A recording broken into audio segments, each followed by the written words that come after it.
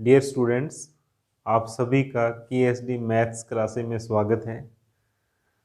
आज हम इस वीडियो लेक्चर के अंदर एक नया टॉपिक स्टार्ट करने जा रहे हैं और इस टॉपिक का नाम है लीनियर प्रोग्रामिंग प्रॉब्लम्स।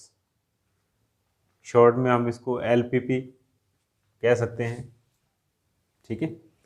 और हिंदी के अंदर इसका नाम है रैखिक प्रोग्रामर समस्याएं, लीनियर प्रोग्रामिंग प्रॉब्लम्स। बहुत ही सिंपल टॉपिक है, इजी टॉपिक है, ठीक है। हम यहाँ से अच्छा स्कोर कर सकते हैं एग्ज़ाम के अंदर, बट इसके लिए हमें प्रैक्टिस की ज़रूरत पड़ेगी, ठीक है। बहुत ही सिंपल है, वेरी इजी टॉपिक, ओके। तो देखो, किसी LPP का स्टैंडर्ड फॉर्म किस टाइप का हो सकता है, किसी LPP का मानक रूप कैसा हो सकता है। हमेशा जो LPP है ये क्या होता है, दो टाइप की होती है, ठीक है। एक के अंदर क्या होता है, ऑब्जेक्टिव फंक्शन मिनिमम फॉर्म के अंदर होता है, और दूसरे के अंदर क्या होगा, ऑब्जेक्टिव फंक्शन मैक्सिमम के रूप में होगा, ओके। दो टाइप की LPP हैं, एक का उद्देश्य फलन मिनिमम होगा और एक का उद्देश्य फलन कैसा हो सकता है, मैक्सिमम में हो सकता है, ठीक है। तो फॉर एग्जांपल, जैसे LPP का मीनिंग क्या है, ठीक है, कहाँ पे काम आता है ये LPP। तो इसके अंदर क्या होता है, प्रोडक्शन, ठीक है। किसी भी जगह प्रोडक्शन का जो प्रॉफिट है वो मैक्सिमम से मैक्सिमम कितना हो सकता है, ठीक है। या फिर कोई खाने पीने की चीज़ें बना रहे हैं हम लोग घर के अंदर, हमारी रसोई के अंदर, तो वहाँ पर उद्देश्य क्या होता है, हमारा ऑब्जेक्ट क्या होता है वहाँ पर, कि कॉस्ट कम से कम हो, ठीक है, और खाना बढ़िया से बढ़िया हो, मिनिमम कॉस्ट, ठीक है। रसोई का बजट अगर कम होगा तो क्या होगा, बचत ज़्यादा होगी। और बाकी अगर मान लो कि हमारी फैक्ट्री है जहाँ कि हमारा कारखाना लगा हुआ है, तो वहाँ पर क्या होगा, ठीक है, जो प्रॉफिट है वो क्या होना चाहिए, मैक्सिमम होना चाहिए, ठीक है। देखो क्या होगा इसके अंदर, स्टैंडर्ड फॉर्म किस टाइप का होगा LPP का, अगर किसी LPP का ऑब्जेक्टिव फंक्शन मैक्सिमम में है, ठीक है, टारगेट जो है मैक्सिमम अचीव करना है, ठीक है। तो इसके अंदर तीन पार्ट होंगे हर एक LPP के अंदर। सबसे पहला पार्ट क्या होगा, ऑब्जेक्टिव फंक्शन, ठीक है। तो कैसा हो सकता है, maximum z equal to CX। Second part के अंदर क्या होगा, AX is less than equal to B, ठीक है। और तीसरा पार्ट क्या होगा, x greater than equal to 0, ठीक है। ऐसे ही अगर हमारे पास LPP मिनिमम ऑब्जेक्टिव फंक्शन की है, तो उसका जो ऑब्जेक्टिव फंक्शन होगा वो किस टाइप का होगा, minimum z equal to CX, ठीक है। और सेकंड पार्ट जो इसका होगा, AX is greater than equal to B, और for all x positive, okay. और फर्स्ट पार्ट जो होता है, चाहे वो जिस टाइप की मर्जी LPP हो, ठीक है, चाहे इस कैटेगरी के अंदर हो चाहे इस कैटेगरी के अंदर हो, इस पार्ट को हम क्या बोलते हैं, ऑब्जेक्टिव फंक्शन, उद्देश्य फलन। उद्देश्य क्या है, जैसे मैंने अभी आपको कहा कि अगर हमारी फैक्ट्री है तो हमारा टारगेट क्या होगा, मैक्सिमम से मैक्सिमम प्रॉफिट लेना, ठीक है।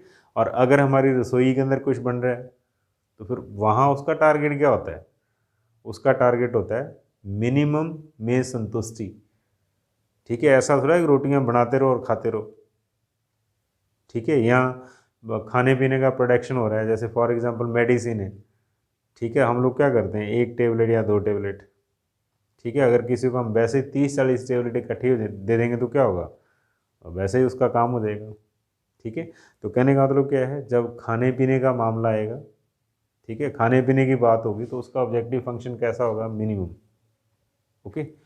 और जो सेकंड पार्ट है, ठीक है, इसमें क्या होता है, प्रतिबंध, कंस्ट्रेंट्स, ठीक है, इनक्वलिटीज इस पोर्शन के अंदर होंगी। सेकंड पार्ट के अंदर 2 3 4 इनक्वलिटीज रखी होंगी, या इक्वेशंस भी हो सकती हैं यहाँ पर, ठीक है।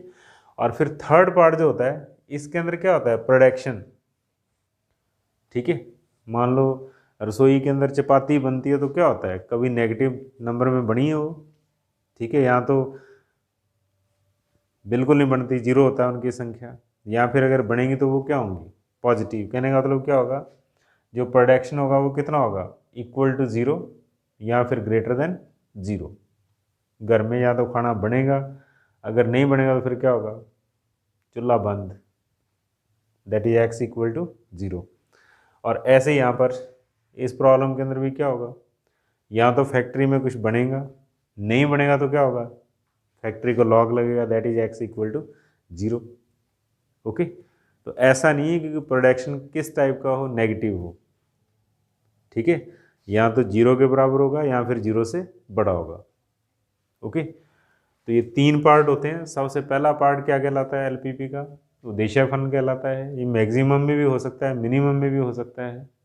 ठीक है, इन केस ऑफ फैक्ट्रीज, ठीक है, यहाँ जैसे फॉर एग्जांपल फर्नीचर बनाना है, ठीक है, टेबल चेयर तैयार करने हैं, ठीक है, रेडीमेड का काम है, क्लॉथ्स वगैरह अपने को बनाना है, तो उस टाइप के अंदर कौन सा आएगा, मैक्सिमम ऑब्जेक्टिव फंक्शन। ठीक है, और अगर for example food problems, eating problems, जहाँ की मेडिसिन है, तो उस केस के अंदर क्या आएगा, मिनिमम। ठीक है, और सेकंड कंस्ट्रेंट्स होंगे इसके अंदर, प्रतिबंध होंगे, रिलेशंस होंगे, ठीक है, कुछ शर्तें होंगी इसके अंदर। और इसी तरीके से तीसरा पार्ट जो होता है वो क्या कहलाता है, नॉन नेगेटिव रिस्ट्रिक्शंस, यानी कि यहाँ पर जो भी बनेगा वो क्या होगा, नेगेटिव नहीं होगा। ठीक है, या तो जीरो होगा या फिर जीरो से बड़ा होगा, नेगेटिव नहीं होगा। ओके, तो इस तरीके से दो स्टैंडर्ड फॉर्म इसके आएंगे। ओके, और इसके बाद हम एलपीपी का मैथमेटिकल फॉर्म लिखेंगे।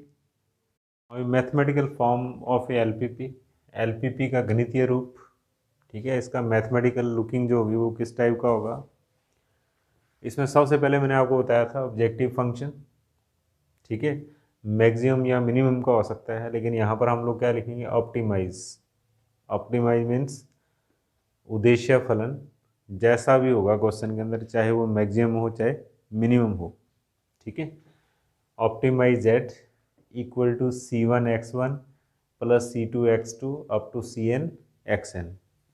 ठीक है, यहाँ पर C1 C2 C3 वगैरह क्या होंगे, कांस्टेंट, और x1 x2 x3 up to xn ये क्या होंगे, वेरिएबल्स।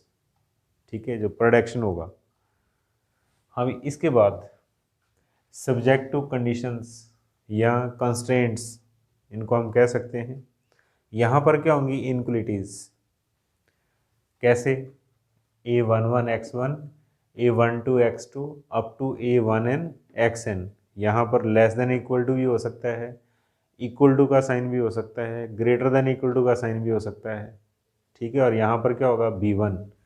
और इसी तरीके से नेक्स्ट सेकेंड रो जो होगी A21x1 A22x2 up to A2n या फिर हम इसको क्या लिख सकते हैं, कैसा हो सकता है, लेस देन इक्वल टू या फिर ग्रेटर देन इक्वल टू, इनमें से कोई भी एक साइन आएगा। ठीक है, up to AM1x1 AM2x2 plus AMnxn less than equal to, ठीक है, और इक्वल टू और greater than and equal to BM।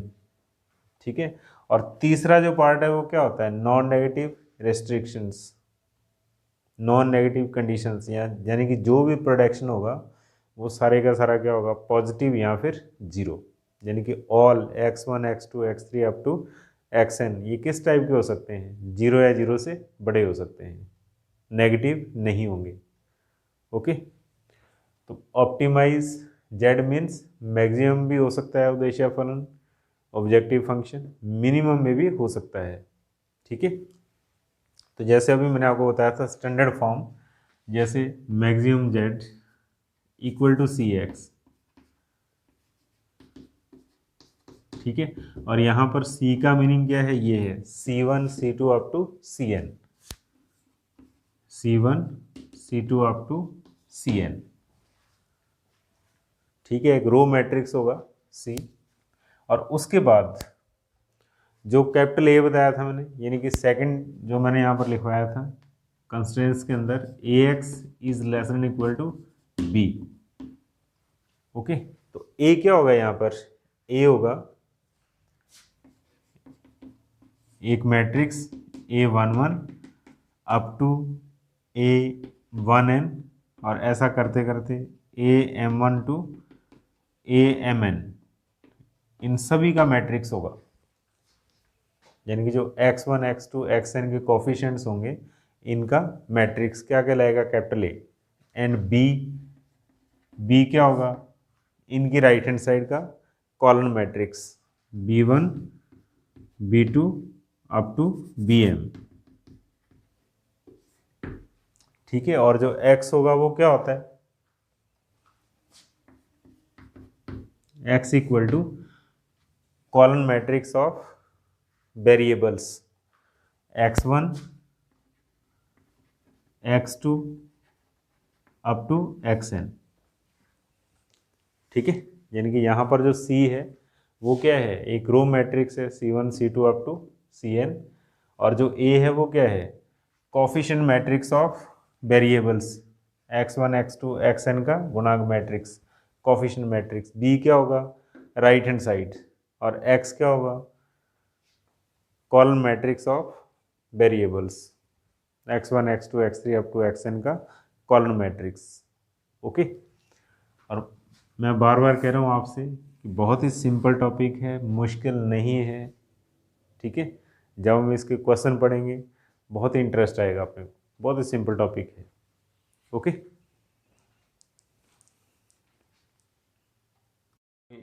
Types of solution of A LPP. ठीक है, एलपीपी के हल के प्रकार, यानी कि एलपीपी के सॉल्यूशन जो हैं वो कितने टाइप के हो सकते हैं।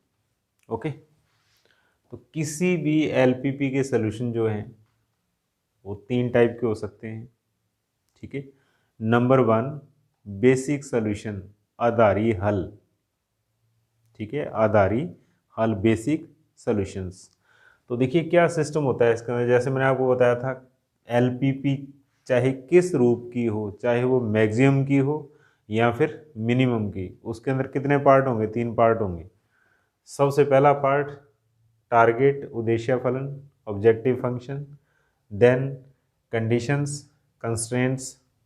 ठीक है, और तीसरा क्या होता है, नॉन नेगेटिव कंडीशंस, यानी कि जो भी प्रोडक्शन होगा वो क्या होगा, पॉजिटिव होगा। ठीक है, तो अब देखो यहाँ पर क्या होता है, इनइक्वलिटी सिस्टम। ठीक है, असमीकरण होती हैं सेकंड पार्ट के अंदर, और हम लोग क्या करते हैं, उन इनइक्वलिटीज़ को किसके अंदर चेंज करते हैं, इक्वेशंस के अंदर, समीकरणों के अंदर। और इक्वेशन से अपने को हमेशा क्या मिलता है, सोल्यूशन। ठीक है, इक्वेशन से अपने को क्या मिलता है, सोल्यूशन मिलता है। और इन इनइक्वलिटीज़ को इक्वेशंस में चेंज करने के बाद जो सोल्यूशन हमें मिलेंगे वो क्या कहलाते हैं, बेसिक सोल्यूशंस, आधारी हल। ओके, ये क्या कहलाते हैं, बेसिक सोल्यूशन। और जो बेसिक सोल्यूशन इन कंडीशंस को सेटिस्फाई करेंगे। ठीक है, देखो बेसिक सोल्यूशन जब हम कैलकुलेट करेंगे, हो सकता है उसके अंदर x की वैल्यू पॉजिटिव आए, हो सकता है कईयों के अंदर x की वैल्यू क्या आ जाए, नेगेटिव आ जाए। ठीक है, तो उनमें से जो बेसिक सोल्यूशन इन दोनों को सेटिस्फाई करते हैं वो क्या कहलाते हैं, फिजिबल सोल्यूशन। वो क्या कहलाते हैं, फिजिबल सोल्यूशन, सुसंगत हल।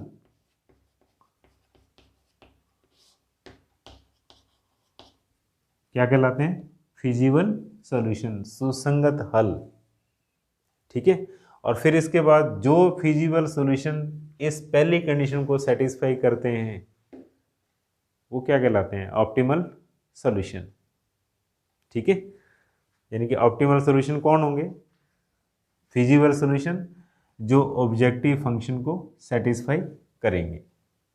ओके, तो फिर हम क्या लिख सकते हैं, ऑप्टिमल सॉल्यूशन कौन होगा, वो फिजिबल सॉल्यूशन जो इस उद्देश्य फलन को संतुष्ट करते हों।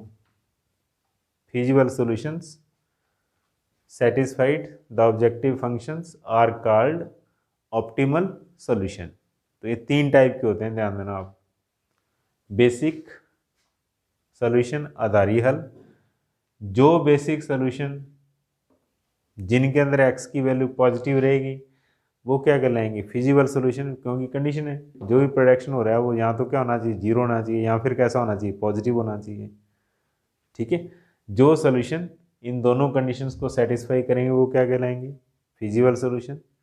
और फिर जो फिजिबल सोल्यूशन इनको सेटिस्फाई कर जाए वो क्या कहलाता है, ऑप्टिमल सोल्यूशन। और ऑप्टिमल सोल्यूशन एक ही होता है, एक से ज़्यादा नहीं होते। ठीक है, ऑप्टिमल सोल्यूशन एक ही होता है। ठीक है, और ऑप्टिमल को हम हिंदी में क्या बोलते हैं, इष्टतम हल। ईस्ट का मतलब क्या होता है, गॉड, और गॉड कितने हैं, 15-20 है या एक है, एक ही है।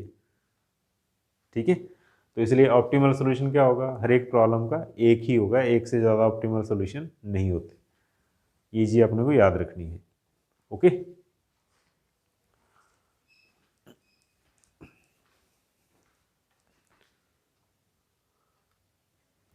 हम इनको आप समझने की कोशिश करना जो मैंने आपको बताया है।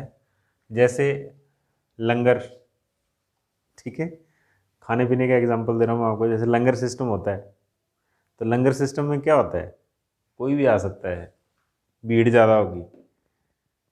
ठीक है, और ऐसे मान लो कि रेस्टोरेंट है, ठीक है, उसके अंदर क्या होगा, सारे नहीं जा सकते, कम होंगे। ठीक है, वहाँ पर भीड़ कम हो जाएगी, तो इसका मतलब क्या है, कंडीशन, शर्त, क्यों 100% क्या होगा रेस्टोरेंट के अंदर, मिनिमम 500, ये फ्री है, यहाँ पर क्या होगा, मिनिमम 500। ठीक है, तो क्या होंगे, कम होंगे। तो ऐसे ही यहाँ पर देखो आप, बेसिक सोल्यूशन ज़्यादा होंगे, शर्त आ गई, कंडीशन सारे के सारे कैसे होने चाहिए, पॉजिटिव, तो ये कम रह जाएंगे फिजिबल सोल्यूशन, ये ज़्यादा नहीं होंगे, ये बहुत ज़्यादा होंगे, ये उससे कम होंगे। और फिर लास्ट में देखो आप, ऑप्टिमल सोल्यूशन क्या होता है, एक ही होता है। ठीक है, फॉर एग्जाम्पल, ठीक है, व्हाइट हाउस के अंदर अमेरिका के राष्ट्रपति के साथ खाना खाना है, तो वहाँ पर फिर कौन पहुँचेगा, एक आधा ही जा सकता है, और वो क्या होता है, ऑप्टिमल सोल्यूशन। ठीक है, लंगर बहुत ज़्यादा भीड़, रेस्टोरेंट कम हो जाएंगे, क्यों, कंडीशन आएगी वहाँ पर, मिनिमम 500-700 का खर्चा आएगा। ठीक है, तो ज़्यादा फ्री में निपट जाएंगे, इसका मतलब बेसिक सोल्यूशन जो होंगे वो ज़्यादा होंगे, फिजिबल सोल्यूशन उससे कम होंगे, और जो ऑप्टिमल सोल्यूशन होगा वो क्या होगा, एक ही होगा। ओके, तो ये चीज़ आप याद रखना। अब हम एक क्वेश्चन करेंगे एलपीपी, और इस क्वेश्चन को सॉल्व करना। और एलपीपी को सॉल्व करने के लिए सबसे बढ़िया मेथड कौन सा है, सिंपलेक्स मेथड। यानी कि इस मेथड से हम क्या कर सकते हैं, किसी भी एलपीपी का ऑप्टिमल सोल्यूशन कैलकुलेट किया जा सकता है। ओके, तो सबसे पहले आपने को क्या करना होगा, आप क्वेश्चन को बड़ी ध्यान से पढ़िए। ठीक है, एलपीपी किस टाइप की दे रखी है इसने, लीनियर प्रोग्रामिंग प्रॉब्लम किस टाइप की दे रखी है, maximum z equal to 5x1 + 3x2। ठीक है, then subject to 3x1 + 5x2 <= 15, and 5x1 + 2x2 <= 10, and x1, x2 ये कैसे हैं, पॉजिटिव, जीरो या जीरो से बड़े हो सकते हैं। तीन पार्ट होते हैं इसके अंदर, ऑब्जेक्टिव फंक्शन, ठीक है, उसके बाद कंडीशंस, और लास्ट में नॉन नेगेटिव रिलेशंस। यानी कि x1 x2 जो आएंगे वो क्या होंगे, यहाँ तो जीरो होंगे, या फिर कैसे होंगे, पॉजिटिव होंगे, नेगेटिव नहीं होंगे। ठीक है, तो अब अपने को करना क्या है सिंपलेक्स मेथड के अंदर, अपने को नंबर 1 ये नोट करना है कि उद्देश्य फलन ऑब्जेक्टिव फंक्शन हमेशा कैसा होना चाहिए, मैक्सिमम। ओके, ये मैक्सिमम के अंदर होना चाहिए, तभी हम इस मेथड को यूज़ कर सकते हैं। अब इस क्वेश्चन के अंदर कैसा है, मैक्सिमम दिया हुआ है। ठीक है, और फिर नंबर 2 हम लोग क्या करेंगे, यहाँ पर जो इनक्वलिटीज दे रखी हैं ये दो, इनको हम इक्वेशंस के अंदर चेंज करेंगे, समीकरणों में बदलेंगे। ओके, तो कैसे, बहुत ही सिंपल, इम्प्लाइज, सामने लिख दो आप इसके, 3x1 + 5x2 = 15। ओके, और ऐसे यहाँ पर लिखिए आप 5x1 + 2x2 = 10। ठीक है, मैंने गैप दिया है इसके अंदर, साथ नहीं लिखा है इसको। तो अब देखो इसका मीनिंग क्या है, इसका मीनिंग है राइट हैंड साइड बड़ी हो सकती है। तो फिर इक्वल करने के लिए क्या करेंगे, हम इसके अंदर एक वेरिएबल ऐड करेंगे, कौन सा, x3। ठीक है, ऐसे सेकंड को की राइट हैंड साइड क्या हो सकती है, बड़ी हो सकती है। बराबर बनाने के लिए हम लोग क्या करेंगे, लेफ्ट के अंदर एक वेरिएबल जोड़ेंगे और इसका नाम क्या होगा, x4। ठीक है, एक इनक्वलिटी के अंदर एक वेरिएबल ऐड करना। ठीक है, तो जैसे पहले के अंदर मैंने x3 ऐड कर दिया, दूसरे के अंदर क्या किया, मैंने x4 ऐड कर दिया। अब उसके बाद देखो उद्देश्य चेंज नहीं होना चाहिए, ऑब्जेक्टिव फंक्शन हमारा जो है वो अनचेंज रहना चाहिए, इसके अंदर कोई फर्क नहीं पड़ना चाहिए। तो इसके लिए हम लोग क्या करेंगे, maximum z equal to 5x1 plus 3x2 plus 0x3 plus 0 into x4। तो कोई फर्क पड़ा है इसके अंदर, कुछ नहीं पड़ा, बिकॉज 0 इंटू x3 क्या होगा, 0 होगा, 0 इंटू x4 क्या होगा, 0 होगा। ठीक है, और फिर यहाँ पर हम लोग क्या लिखेंगे, for all x1 x2 x3 x4 all are positive, सारे के सारे क्या हैं, पॉजिटिव हैं। ठीक है, और इस सिस्टम के अंदर जो वेरिएबल जोड़े जाते हैं उनका नाम क्या होता है, स्लैक वेरिएबल। और ये भी लिख दो आप, वेयर यहाँ पर x3 x4 slack variables.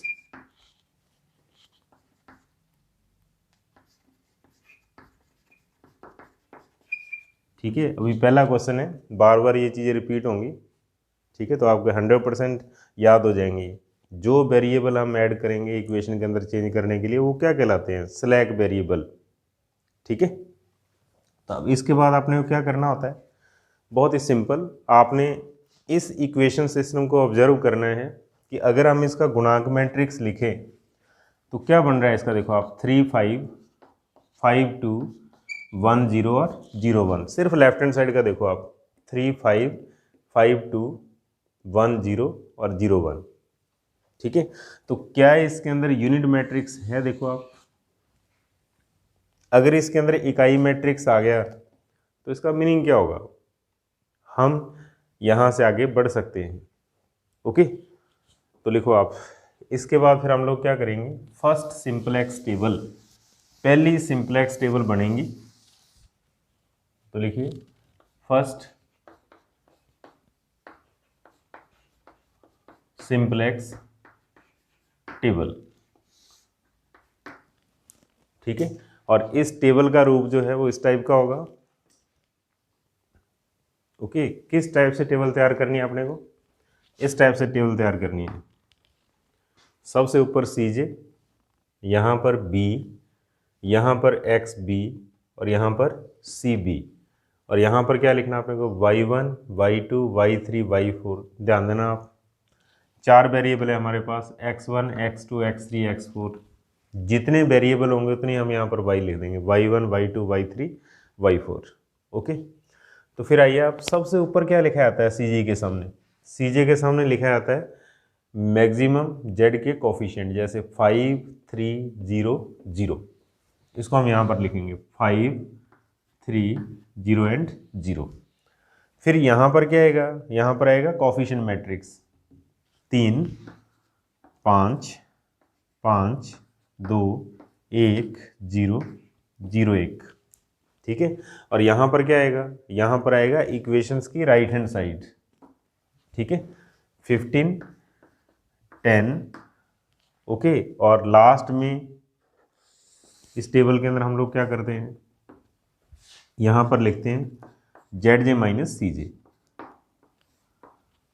ZJ minus CJ। Okay, और फिर उसके बाद ध्यान दो आप, अगले स्टेप के अंदर यहाँ पर आपने को क्या करना होगा, XB। ठीक है, वो वेरिएबल लिखने होंगे जो बेस के अंदर प्रेजेंट है। ठीक है, तो बेस का कैसे पता चलेगा, इकाई मैट्रिक्स, यूनिट मैट्रिक्स। देखो आप, यहाँ पर क्या है 1 और इसके ऊपर क्या है y3, तो फिर आपने क्या कर देना है, यहाँ पर x3 लिखना है। बहुत ही सिंपल, 1 y3 और यहाँ पर x3। ठीक है।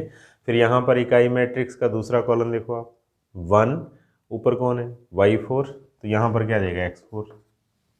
ठीक है, बहुत ही सिंपल सा तरीका होता है, इन दोनों को इधर लिख देना होता है ऐसे, x3, फिर यहाँ पर y4 है तो यहाँ पर क्या देगा, x4, और यहाँ पर हम लोग क्या करेंगे, कोस्ट, ठीक है, लिखी जाएगी। तो देखो आप कोस्ट कैसे लिखेंगे हम, इसके ऊपर जो है वो यहाँ पर आ जाएगा 0, फिर ऐसे ही इकाई मैट्रिक्स के 1 के ऊपर ये 0 यहाँ पर आ जाएगा। तो कहने का मतलब क्या होगा, इस 1 के ऊपर जो कोस्ट है वो अपने को इधर लिख देनी है, और इस 1 के ऊपर जो सीजे में कोस्ट आ रही है वो हम यहाँ पर लिख देंगे।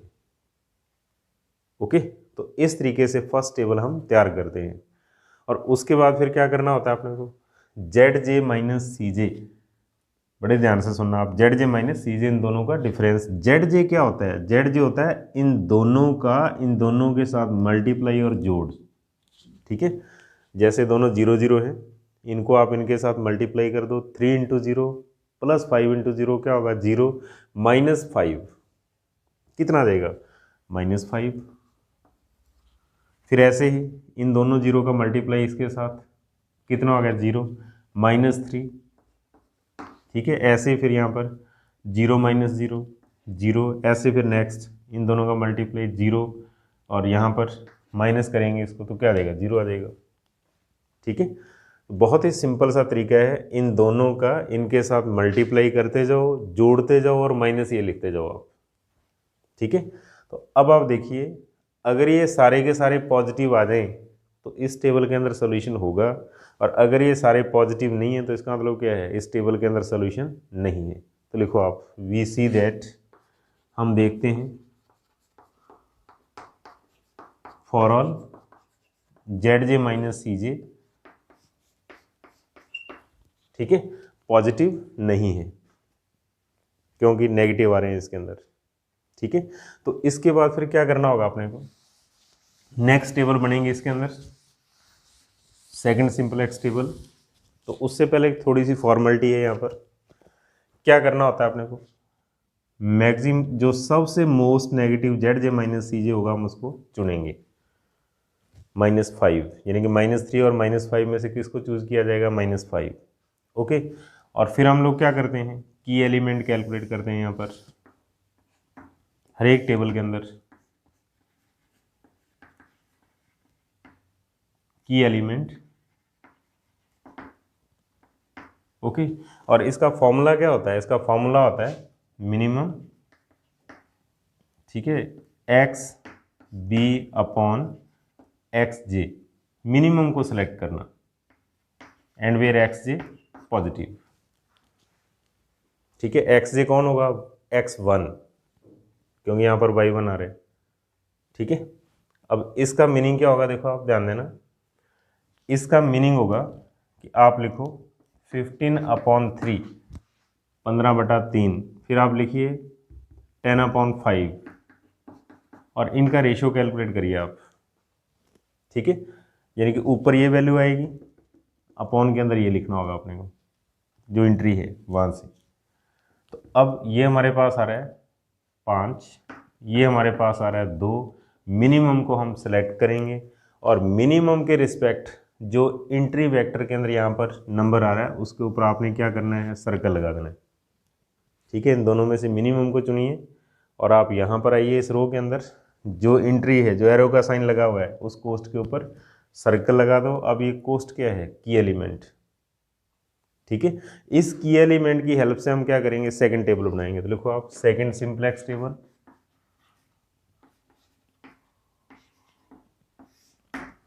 ओके, तो टेबल का रूप इसी टाइप का रहेगा।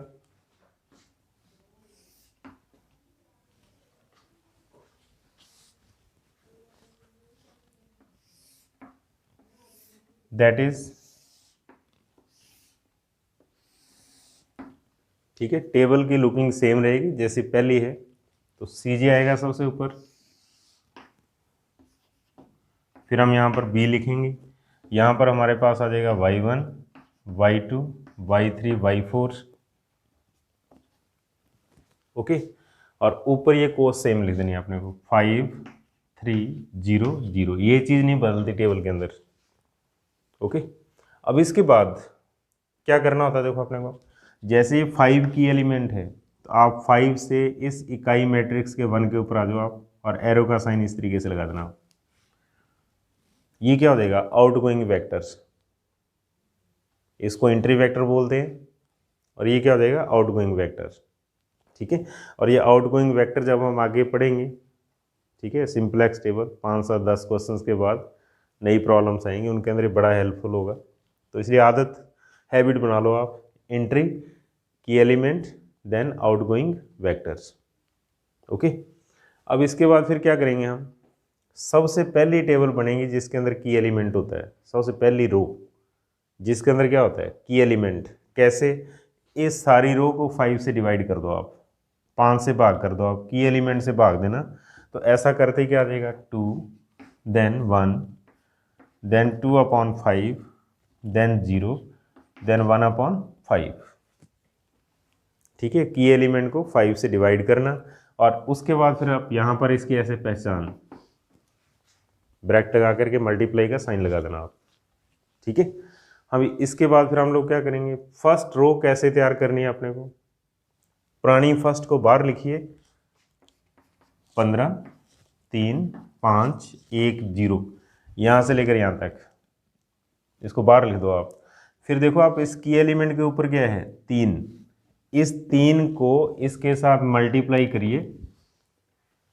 ठीक है, तो कितना आ जाएगा ये, 6 3 6/5 देन 0 देन 3/5, और अब इनको घटा दो आप, इसके बाद इसको माइनस करना है। तो ऐसा करते हमारे पास क्या आएगा, 9 0 25 - 6 19/5, ये हमारे पास आ जाएगा 1, ये हमारे पास आ जाएगा 3/5, और जो रिजल्ट है वो क्या है, इस टेबल की फर्स्ट रो है।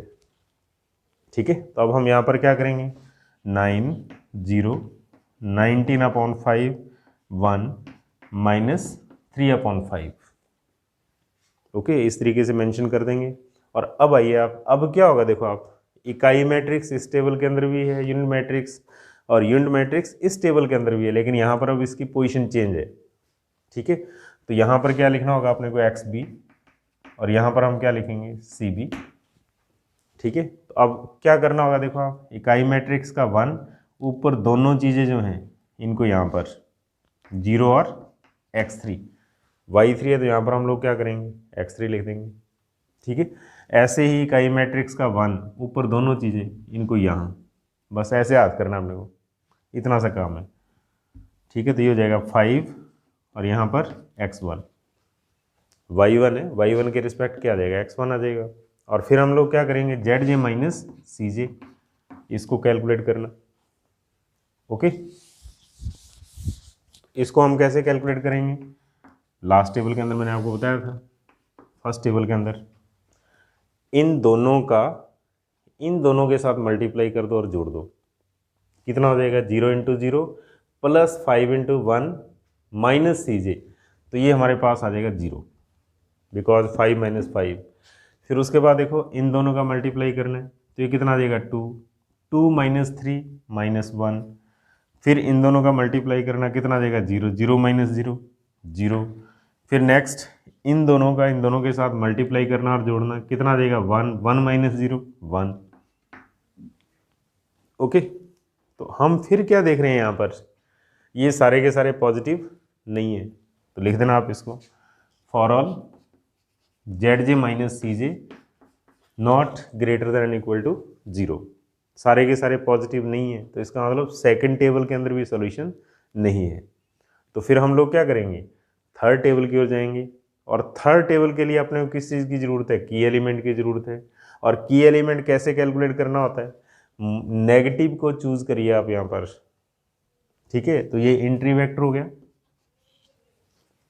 एरो का साइन लगा दो आप, और उसके बाद फिर हम लोग क्या करेंगे, की एलिमेंट कैलकुलेट करेंगे यहाँ पर। Okay,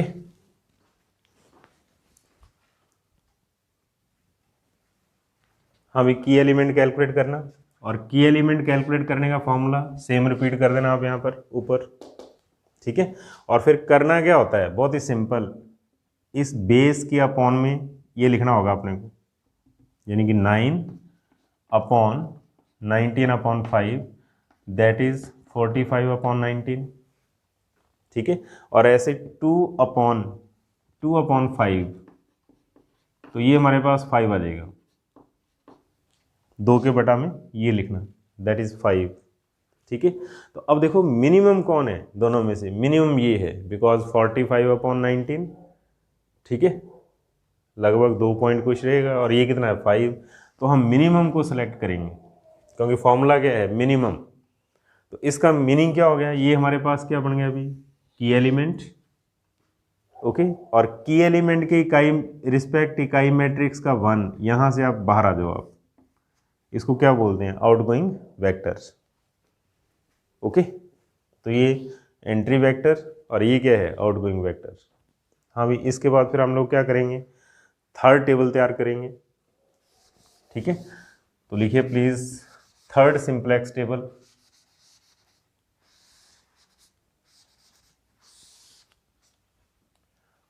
third simplex table, table का रूप ये रहेगा, ठीक है। अब आपने को करना क्या होगा, सबसे पहले हम उस रो को तैयार करते हैं जिसके अंदर क्या होता है की एलिमेंट, यानी कि 19/5 से इसको डिवाइड करेंगे, हम की एलिमेंट से भाग देंगे। तो ऐसा करने के बाद ये कितना हो जाएगा, ये हमारे पास आएगा 45/19, ये हमारे पास 0, ये 1 और ये 5/19, ये हमारे पास आ जाएगा -3/19, और मल्टीप्लाई का सिंबल लगा दो ऐसे, इस तरीके से, ठीक है। समझाया, की एलिमेंट से इस सारी रो को डिवाइड करना, ओके। फिर हम लोग क्या करेंगे, सेकंड रो को बाहर लिखेंगे, ठीक है। पुरानी सेकंड रो को बाहर लिखना, दैट इज 2 1 2/5 0 एंड 1/5, ओके। और इसके बाद क्या करना होगा अपने को, की एलिमेंट के नीचे क्या है 2/5, तो यहां पर 2/5 लिखो आप। तो प्लीज ये कार्रवाई पेंसिल से करना, आप पेन से मत करना, आप टेबल के अंदर पेंसिल से करके जैसे हमारा काम होगा हम इसको इरेज कर देंगे, ठीक है। तो कहने का मतलब क्या होगा, की एलिमेंट के नीचे क्या है 2/5, 2/5 यहाँ लिखिए, इसका मीनिंग क्या है, इस सारे को 2/5 से मल्टीप्लाई कर लो आप, ठीक है। और जब इसको 2/5 से मल्टीप्लाई करेंगे तो कितना हो जाएगा, ये 18/19, ओके। और ये हमारे पास आएगा 0, ये हमारे पास आएगा 2/5, ये हमारे पास आएगा 2/19, ये हमारे पास बनेगा -6/95, ठीक है। और अब इनको सब्ट्रैक्ट कर दो, अब घटाना होता है इसके बाद, माइनस माइनस माइनस माइनस और प्लस, ठीक है। तो ये कितना हो जाएगा अभी 38 -18, ठीक है, दैट इज 20/19, ओके। और इसके बाद फिर यहाँ पर कितना आएगा देखो आप, ये तो हो गया 20/19, घटाने के बाद ये 1, ये हो जाएगा 0 बिकॉज सेम माइनस सेम है, ये हमारे पास कितना आ जाएगा -2/19, ओके। और इनका जोड़ कितना बनेगा देखो आप, 19 + 6 25/95, तो कितना हो जाएगा ये 5/19, 5/19। तो इसको लिखो आप 20/19, फिर 1, फिर 0, फिर -2/19, फिर 5/19, ओके। जो डाटा आएगा घटाने के बाद वो अपनी सेकेंड रो है इसकी, ओके। और अब यहाँ आ जाओ आप इस साइड के अंदर, देखो इकाई मैट्रिक्स का 1, इसके सामने इधर लिखना है आपने, वो क्या लिखना है, इन दोनों को यहाँ पर that is 3 and x2, y2 के स्थान पर क्या देगा x2, ठीक है। ऐसे यहाँ पर इकाई मैट्रिक्स का 1, दोनों को यहाँ पर लिखना, तो ये हमारे पास आ जाएगा 5 और x1, y1 नहीं लिखना x1 लिखेंगे हम, ओके। और अगेन अब हम क्या करेंगे, ZJ - CJ कैलकुलेट करेंगे। देखो आप इनका मल्टीप्लाई करो इनके साथ, 3 × 0 + 5 × 1, 5 - 5 0, फिर यहाँ जो आप 3 × 1 + 0 -3, तो ये भी 0 हो गया, दैट इज 3 - 3। फिर नेक्स्ट आ जो आप, कितना हो गया 15, और यहाँ पर कितना हो गया -10, क्योंकि देखो आप 3 से मल्टीप्लाई करना 15, 5 से मल्टीप्लाई करना -10, अपॉन में 19 है, तो ये कितना देगा हमारे पास 5/19, ठीक है, दोनों का जोड़ करने के बाद, और -0, तो ये बनेगा हमारे पास 5/19। ओके, और ऐसे ही इन दोनों का मल्टीप्लाई इसके साथ, तो देखो कितना हो गया, माइनस का 9 और प्लस का 25, 16/19 -0, तो ये कितना देगा 16/19। तो अब हम क्या देख रहे हैं, यहाँ पर सारे के सारे जेड जे माइनस सी जे क्या हैं, पॉजिटिव, ठीक है। तो लिख दो आप, for all we see that for all Z j minus C j greater than and equal to 0। यहाँ तो 0 आ रहे हैं या फिर क्या आ रहे हैं, 0 से बड़े आ रहे हैं, तो इसका मीनिंग क्या होगा, दी गई एलपीपी का सोल्यूशन इस टेबल में प्रेजेंट है, ठीक है। Solution of given LPP present in this table, दी गई एलपीपी का हल इस सारणी में उपस्थित है। इस लाइन को लिखोगे आप और उसके बाद फिर सोल्यूशन लिखा जाएगा। और सोल्यूशन क्या होता है, बहुत ही सिंपल, देखो आप, x1 की वैल्यू दैट इज 20/19 और x2 की वैल्यू इसके सामने पड़ी हुई है बेस के अंदर 45/19। इस तरीके से हम x1 x2 की वैल्यू लिखेंगे और फिर उसके बाद लिखो आप मैक्सिमम z, क्योंकि हमारा उद्देश्य क्या था, मैक्सिमम z को कैलकुलेट करना, ठीक है। और वो भी हम इस टेबल से लिख सकते हैं, क्या था वो, देखो आप 5x1 और 3x2, बहुत ही सिंपल, 5x1 + 3x2, और इसके अंदर वैल्यू पुट कर दो आप, तो ये कितना हो जाएगा 5 × 20/19 प्लस 3 × 45/19। ओके, और अब आप इनका मल्टीप्लाई कर दो और जोड़ दो, तो ये हमारे पास हो जाएगा 100/19 और ये हमारे पास बनेगा 135/19, that is 235/19। This is answers, ठीक है। तो बहुत ही सिंपल मेथड है, पहला क्वेश्चन है, हो सकता है आपको थोड़ी मोड़ी प्रॉब्लम हो, लेकिन हम इसके तकरीबन 15-20 क्वेश्चन पढ़ेंगे तो सारी एलपीपी आपके टिप्स पे हो जाएगी। तो एक बार प्लीज़ ध्यान से सुनना आप, मैंने क्या किया इसके अंदर, ओके, रिवाइज करके सुनिए आप, बहुत ही सिंपल मेथड है, बहुत ईजी है, ठीक है, बट प्रैक्टिस की ज़रूरत पड़ेगी अपने को, और कुछ नहीं है इसके अंदर। मैंने पहले भी कहा था, there is no dynamics, no coordinate, no algebra, okay, बहुत ही simple, easy, okay, thank you.